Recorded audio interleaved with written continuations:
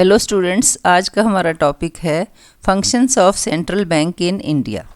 किसी भी देश का जो सेंट्रल बैंक होता है वो उस देश की ग्रोथ और डेवलपमेंट में बहुत इम्पॉर्टेंट रोल प्ले करता है। वो मॉनेटरी पॉलिसीज़ बनाता है, पैसे से रिलेटेड जितने भी मैटर्स होते हैं वो सेंट्रल बैंक डिसाइड करता है। आज हम डिटेल में स्टडी करेंगे कि सेंट्रल बैंक कौन से इम्पॉर्टेंट फंक्शंस है जो परफॉर्म करता है। तो सेंट्रल बैंक का जो सबसे इम्पॉर्टेंट फंक्शन है वो क्या है? Issuing of notes. किसी भी देश की जो करेंसी होती है उसको इशू करने की जो जिम्मेवारी है या जो राइट है वो सिर्फ सेंट्रल बैंक के पास है। हमारे देश में रिजर्व बैंक ऑफ इंडिया हमारे देश का सेंट्रल बैंक है, तो उसके पास ही ये मोनोपली है कि वो नोट्स इशू कर सकता है, करेंसी इशू कर सकता है। लेकिन सेंट्रल बैंक के पास भी ये अधिकार नहीं होता कि अपनी मर्जी से जितना मर्जी चाहे करेंसी इशू कर सके। उसके भी कुछ कंडीशंस होते हैं। तो जो सेंट्रल बैंक है जितने उसने नोट्स इशू करने हैं वो गोल्ड, सिल्वर या फॉरेन एक्सचेंज रिजर्व कितना है किसी भी सेंट्रल बैंक के पास, उस हिसाब से वो नोट्स इशू कर सकता है। सेकंड है banker of the government. Banker of the government का क्या मीनिंग है कि सेंट्रल बैंक को जब भी पैसे की ज़रूरत होती है या कोई भी सेटलमेंट करनी होती है अपने देश में या फॉरेन कंट्री में, तो सेंट्रल बैंक गवर्नमेंट के बिहाफ पर वो सारे काम करता है। तो ये क्या है? ये एजेंट भी है बैंक का। ये एडवाइस भी प्रोवाइड करता है कि बैलेंस कैसे मेंटेन करने हैं, कितना फॉरेन एक्सचेंज की ज़रूरत है हमारे देश को, ताकि हमारे देश की डेवलपमेंट हो सके। तो ये सारे काम सेंट्रल बैंक करता है। जो बैंक, जो कमर्शियल बैंक्स होते हैं, जो काम वो अपने कस्टमर्स के लिए करते हैं, वही काम जो सेंट्रल बैंक है वो गवर्नमेंट के लिए करता है। गवर्नमेंट को अगर लोन की ज़रूरत है तो रिज़र्व बैंक ऑफ इंडिया से लेता है। कोई मॉनेटरी पॉलिसी बनानी है तो सेंट्रल बैंक ही गवर्नमेंट का घर होता है। नेक्स्ट है बैंकर्स बैंक। बैंकर्स बैंक का क्या मीनिंग है कि गवर्नमेंट का तो बैंकर है ही है, वो कमर्शियल बैंक्स का भी बैंकर है। कमर्शियल बैंक्स को जब पैसे की ज़रूरत होती है ताकि जो कस्टमर हैं बैंक के, अगर उनको कोई प्रॉब्लम आए तो सेंट्रल बैंक कमर्शियल बैंक्स को फंड्स प्रोवाइड करता है। तो सेंट्रल बैंक, वैसे जो कमर्शियल बैंक्स हैं वो आपस में इंटर बैंक ट्रांजैक्शंस करते हैं, लेकिन अगर उनको पैसे की ज़रूरत है तो सेंट्रल बैंक हेल्प करता है कमर्शियल बैंक्स की। नेक्स्ट है lender of last resort. Lender of last resort का क्या मीनिंग है कि इमरजेंसी में अगर कहीं से भी कमर्शियल बैंक्स को पैसा ना मिले तो कमर्शियल बैंक्स सेंट्रल बैंक के पास जाते हैं, तो सेंट्रल बैंक उनकी हेल्प करता है। तो इसलिए इसको कहते हैं लेंडर ऑफ लास्ट रिजॉर्ट, कि आखिरी उम्मीद जो कमर्शियल बैंक्स की होती है इन केस ऑफ इमरजेंसी, वो सेंट्रल बैंक देते हैं। नेक्स्ट है custodian of the Nations reserve of the foreign exchange. Custodian क्या होता है कि कस्टडी में जो चीज़ हम रखते हैं उसको कहते हैं कस्टोडियन। तो फॉरेन एक्सचेंज रिजर्व किसके पास होता है? वो सेंट्रल बैंक के पास होता है।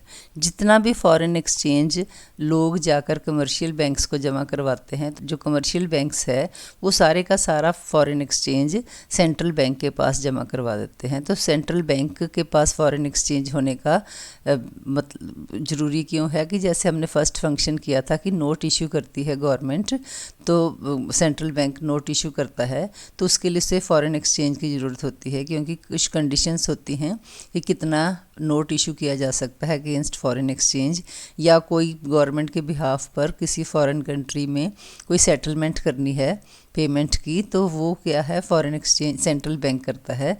तो इसलिए जो है सारे देश का जो फॉरेन एक्सचेंज होता है वो रिज़र्व बैंक ऑफ इंडिया के पास ही हमारे देश में जमा होता है। तो इसलिए हम कहते हैं कि ये कस्टडी में है, सेंट्रल बैंक की कस्टडी में है, तो इसलिए इसको हम कहते हैं central bank is custodian of Nations reserve. Next है कंट्रोल ऑफ क्रेडिट। देश में जो क्रेडिट कंट्रोल है इसकी जिम्मेवारी भी सेंट्रल बैंक के पास ही होती है। क्रेडिट कंट्रोल इंटरेस्ट रेट के हिसाब से किया जाता है कि अगर सेंट्रल बैंक को ये लगता है कि हमारी मार्केट में बहुत ज़्यादा पैसा आ गया है, लोगों के पास बहुत ज़्यादा पैसा आ गया है, इसको कंट्रोल करने की ज़रूरत है, तो इंटरेस्ट रेट्स को बढ़ा दिया जाता है। अगर रिज़र्व बैंक को ये लगता है कि मार्केट में पैसा बहुत कम है तो इंटरेस्ट रेट को कम कर दिया जाता है। ये सब क्रेडिट कंट्रोल इन्फ्लेशन को काबू में रखने के लिए किया जाता है। तो इसलिए जो इंक्रीज़ और डिक्रीज़ है क्रेडिट का, उसके हिसाब से ही देश की इकोनॉमी डेवलप करती है। नेक्स्ट है collection of statistics. Banking system से रिलेटेड, मॉनेटरी मैटर से रिलेटेड या फॉरेन एक्सचेंज एक्टिविटी से रिलेटेड जितना भी डाटा होता है उसको कलेक्ट करने का काम भी सेंट्रल बैंक का ही होता है। तो ये सेंट्रल बैंक डाटा कलेक्ट करता है और फ्रॉम टाइम टू टाइम जो डाटा पब्लिश किया जाता है। अगर आप रिज़र्व बैंक ऑफ इंडिया की साइट पर जाएंगे तो वहाँ से आप जैसा भी डाटा कलेक्ट करना चाहते हैं वो डाटा कलेक्ट कर सकते हैं।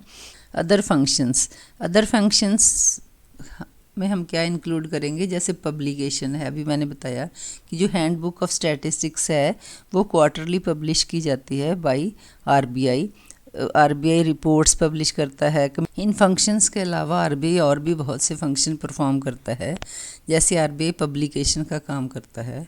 RBI various data which is related to the banking, money, credit, finance, agriculture, industrial data, उसकी फ्रॉम टाइम टू टाइम जो है हर मंथ आरबीआई एक बुलेटिन इशू करता है। और आरबीआई जो है क्वार्टरली बेसिस पर भी स्टैटिस्टिक्स इशू करता है, रिपोर्ट्स बनाता है, ब्रोशर्स तैयार करता है, या रिसर्च डेवलपमेंट से रिलेटेड जितनी भी पब्लिकेशंस हैं रिगार्डिंग द बैंक्स वो भी बैंक्स ही पब्लिश करता है। सेकंड क्या है कि ट्रेनिंग देता है बैंक। ये इम्पॉर्टेंट है कि इंडियन फाइनेंशियल सेक्टर को अपग्रेड करने के लिए जो बैंक एम्प्लॉयज़ हैं उनकी स्किल को डेवलप किया जाए। तो आरबीआई ने इसके लिए 5 इंस्टीट्यूशंस जो हैं training and development of the staff करने के लिए बनाई गई हैं, जैसे Reserve Bank of India staff college, national institute of bank management, Indira Gandhi institute of development research, institute for development and research in banking technology. ऐसी ट्रेनिंग इंस्टीट्यूट्स हैं जो बैंक्स के एम्प्लॉयज़ को from time to time training देती हैं। Next है clearing house function. Clearing house function में क्या है कि सेंट्रल बैंक जो है उसकी ये एप्लीकेशन होती है कि वो जो एनईएफटी या RTGS electronically transfer of funds होते हैं on account of account holder, तो वो काम भी आरबीआई करता है। तो स्टूडेंट्स ये थे कुछ इंपॉर्टेंट फंक्शंस। मिलते हैं मेरे नेक्स्ट वीडियो में। Thank you.